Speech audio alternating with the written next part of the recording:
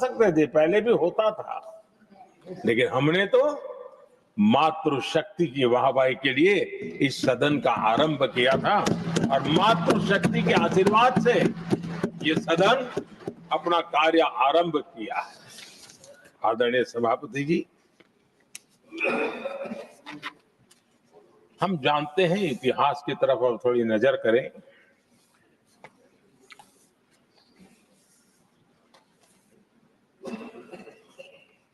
यानी मैं कह रहा हूं इसलिए नहीं, बाबा साहब आंबेडकर के साथ कांग्रेस को कितनी नफरत रही थी, उनके प्रति कितना गुस्सा था, और किसी भी हालत में बाबा साहब की हर बात के प्रति कांग्रेस चिढ़ जाती थी। और इसके सारे दस्तावेज मौजूद है। और इस गुस्से को दो बार बाबा साहब को चुनाव में पराजित करने के लिए क्या कुछ नहीं किया गया।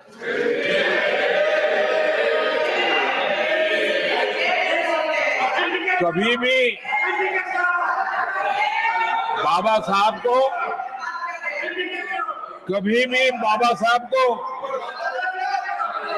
भारत रत्न के योग्य नहीं समझा गया।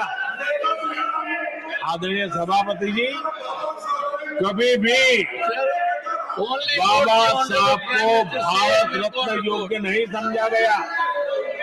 इतना ही नहीं, आदरणीय सभापति जी, इस देश के लोगों ने बाबा साहब की भावना का आदर किया, सर्व समाज ने आदर किया, और तब आज मजबूरन कांग्रेस को जय भीम बोलना पड़ रहा है, उनका मुंह सूख जाता है।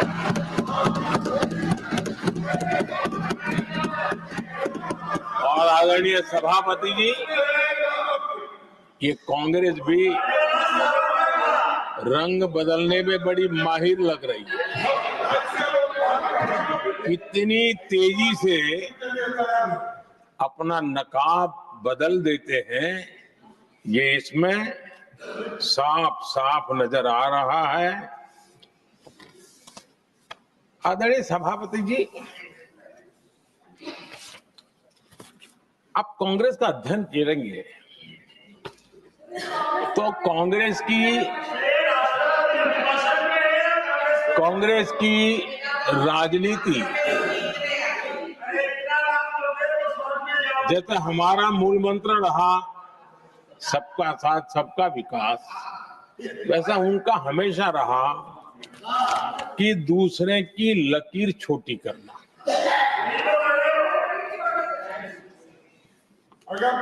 और इसके कारण उन्होंने सरकारों को अस्थिर किया। किसी भी राजनीतिक दल की सरकार कहीं बनी तो उसको अस्थिर कर दिया, क्योंकि लकीर छोटी करो दूसरे की, इसी काम में वो लगे रहे। और ये जो उन्होंने रास्ता चुना है ना, औरों की लकीर छोटी करने का, लोकसभा के बाद भी जो उनके साथ थे वो भी भाग रहे हैं, तो उनको पता चला गया ये तो हमें भी मार डालेंगे। और यही उनकी नीतियों का परिणाम है कि आज ये हाल हो गए हैं कांग्रेस के। देश की सबसे पुरानी पार्टी, आजादी के आंदोलन से जुड़ी पार्टी, इतनी दुर्दशा। ये औरों की लकीर छोटी करने में अपनी शक्ति खपा रहे हैं ना। अगर वो खुद की लकीर लंबी करते तो उनकी ये दशा नहीं होती। और मैं बिना मांगे एडवाइस दे रहा हूं, आप अपनी लकीर लंबी करने में मेहनत कीजिए, सोचिए, तो कभी न कभी देश आपको भी ये 10 मीटर दूर यहां आने का अवसर देगी।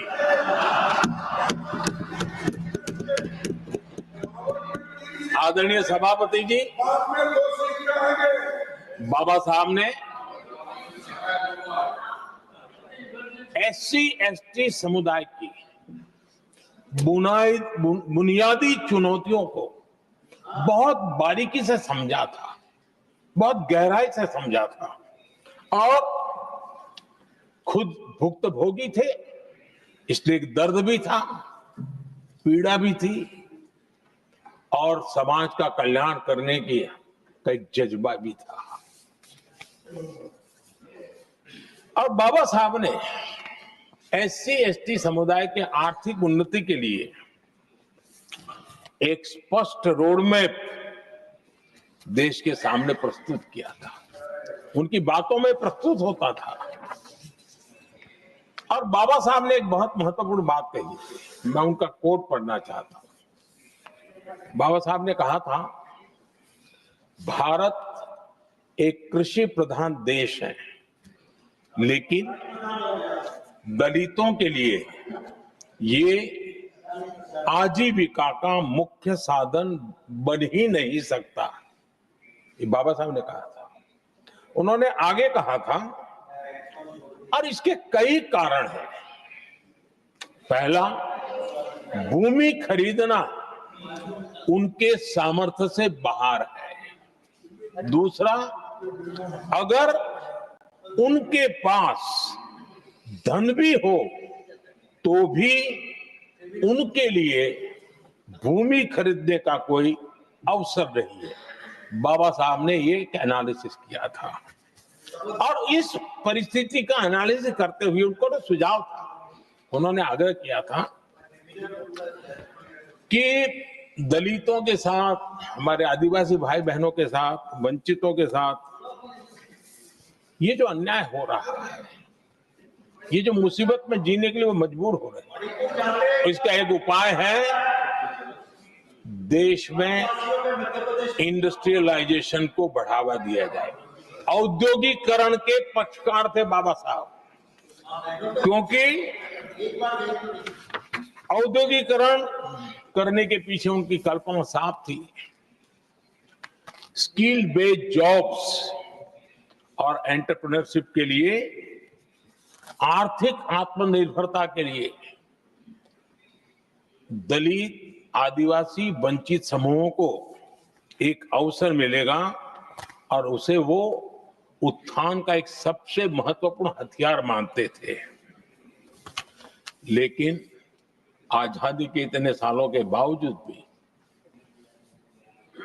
इतने साल कांग्रेस को सत्ता में रहने का अवसर मिला, तब भी बाबा साहब की इन बातों को पर गौर करने का भी उनको समय नहीं था। उन्होंने बाबा साहब की इस विचारों को पूरी तरह खारिज कर दिया। एससी एसटी समुदाय की आर्थिक लाचारी बाबा साहब समाप्त करना चाहते थे। उसे कांग्रेस ने ऐसा उल्टा काम किया तो उसको गहरा संकट बना दिया।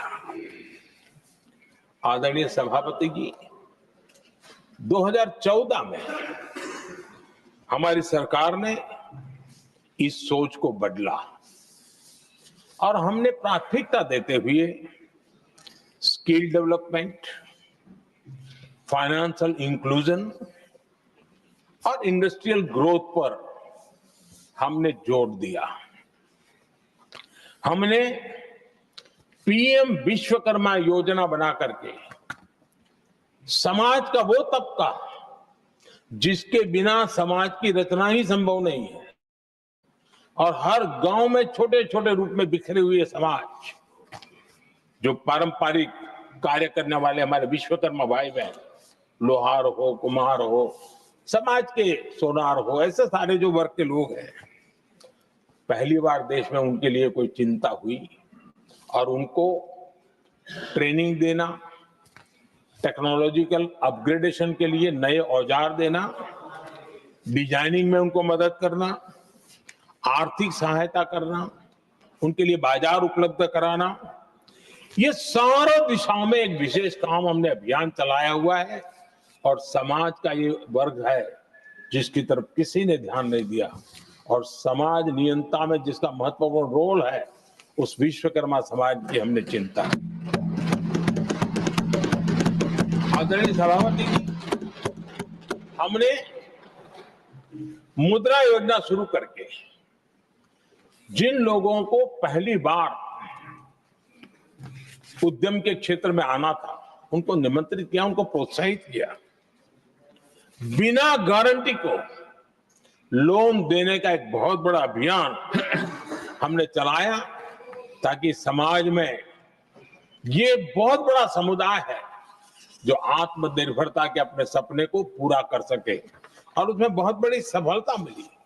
हमने एक योजना और भी बनाई, स्टैंड अप इंडिया, जिसका मकसद था SC ST समुदाय के हमारे भाई बहन और कोई भी समाज की महिला, उसको बैंक से 1 करोड़ रुपए का बिना गारंटी को लोन, ताकि वो अपना कारोबार। और हमने इस बार बजट में इसको डबल कर दिया है, और मैंने देखा है कि लाखों ऐसे नौजवान इस वंचित समुदाय से, या लाखों बहनें आज मुद्रा योजना के द्वारा अपना कारोबार करना शुरू किया है, और खुद को तो रोजगार पाया ही, लेकिन उन्होंने किसी 1-2 और लोगों को भी रोजगार दिया है।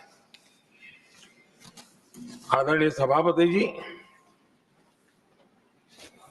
हर कारीगर का सशक्तिकरण, हर समुदाय का सशक्तिकरण, और जो बाबा साहब का सपना था उसको पूरा करने का काम मुद्रा योजना के माध्यम से हमने किया है।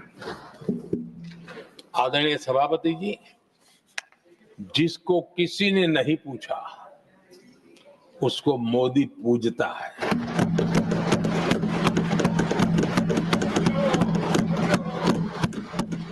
गरीब, वंचित, उसकी का कल्याण, ये हमारी प्राथमिकता है।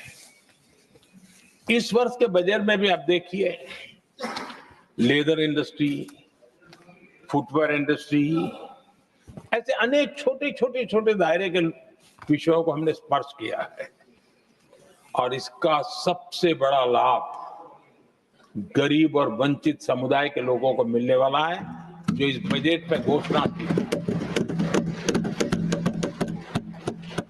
अब उदाहरण के रूप में टॉयज की बात करें, समाज के इस प्रकार के वर्ग के लोग ही टॉयज बनाने के काम में हैं। हमने उस पर ध्यान केंद्रित किया।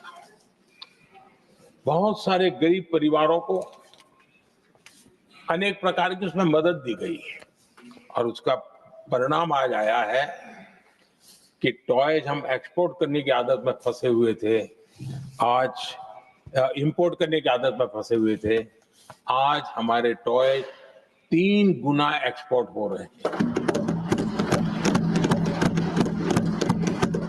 और जिसका फायदा समाज के एक बहुत ही नीचे के तबके में जीने वाले, मुसीबतों से गुजारा करने वाले समुदाय को मिल रहा है।